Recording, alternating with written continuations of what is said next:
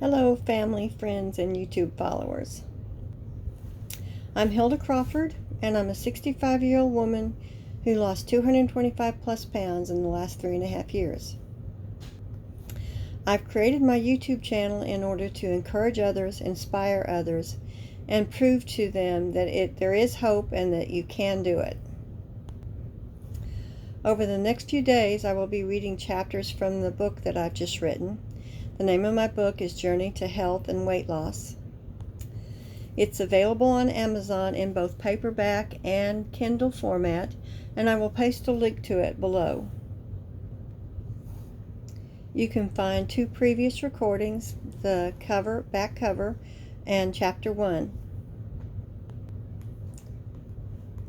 So for tonight, I'm going to read chapter 2, Journey to Health and Weight Loss.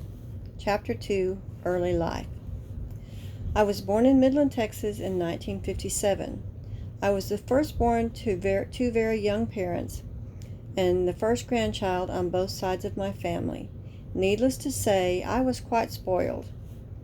I soon had a brother, sister, and cousins to take some of the attention, though. I was born cross-eyed and began wearing glasses to strengthen the muscles in my eyes when I was 9 months old. I had surgery on my right eye muscle when I was 2 years old. My parents accepted a mission assignment after my surgery when I was 3. My brother was 18 months old, and my sister was on the way. We spent time in Mexico, Texas, Arizona, Tennessee for 2 years. When I was 5 years old, we moved to Denver, Colorado, and we settled into a permanent home, church, and my parents' jobs, and I began kindergarten. I remember being a happy, normal child during these early years. Here's a picture of me wearing my glasses at 3 years old. I believe that we were stationed in Mexico at the time. In 1966, several life-changing events occurred. I had the second surgery on my left eye. I was 9 years old and I was in the 4th grade. I began having to leave school every week, picked up by a medical transport service, and taken to the hospital for eye exercise, exams, and appointments. I had to have gooey medicine put into my eye twice a day by the school nurse, and I had to wear an eye patch. I received a lot of teasing and bullying over this. Even worse, though, my mother was pregnant with twins, and she went into early labor on September 2nd, 1966. My baby brothers were born that day. One died within just a couple of hours, and one lived until the following day, September 3rd, 1966, which was also my father's 33rd birthday.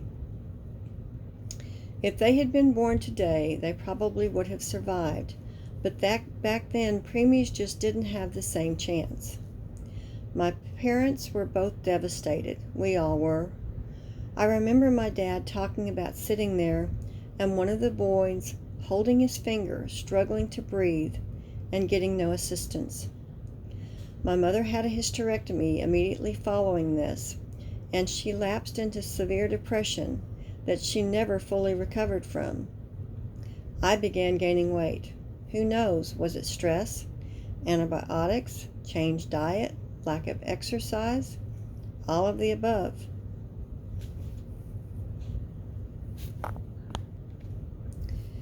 In 1967, we moved to a new home and a different school system.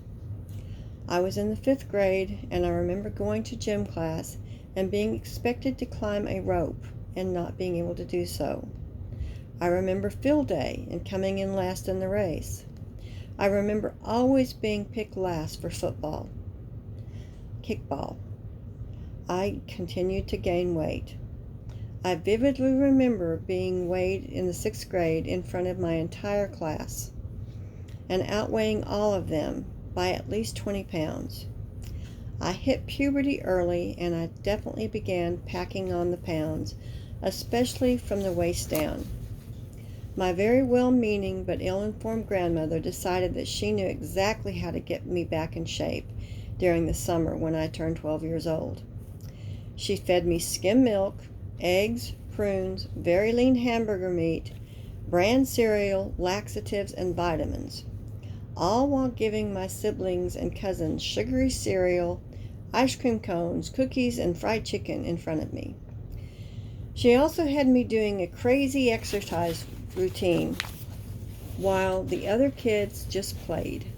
I did lose weight, but I also developed a binge eating disorder with all the wrong foods and a habit of wanting to eat privately. I also hate exercise to this day, except swimming. I realized years later what a sacrifice this was for her. She had to spend more money and time on my special diet, money she really didn't have to spare.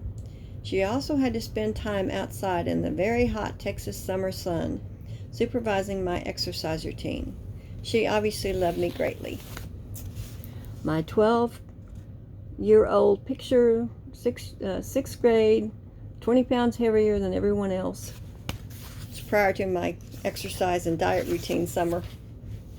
I started 7th grade relatively slim, but still very full-figured, and I got to stop wearing my glasses for the first time since I was a baby. I started junior high school full of promise. My hopes of fitting in and not being bullied were quickly shattered. The onesies gym uniforms were a joke on my body, and I absolutely hated the humiliation of gym class. I was also put into remedial math and reading classes, probably because I was behind from all the traumatic events from the last few years. With the continued teasing and bullying, I began putting the pounds right back on, even though I was walking over a mile to and from school, up and down hills, and being in PE every day. The one saving grace to these junior high years was choir and guitar. They gave me a sanctuary and a feeling of belonging. My mother and I did try to stop the weight gain by attending TOPS, taking off pounds sensibly, and Weight Watchers during my junior high school years. I hope you enjoyed this chapter. Please like my video and subscribe to my channel. God bless.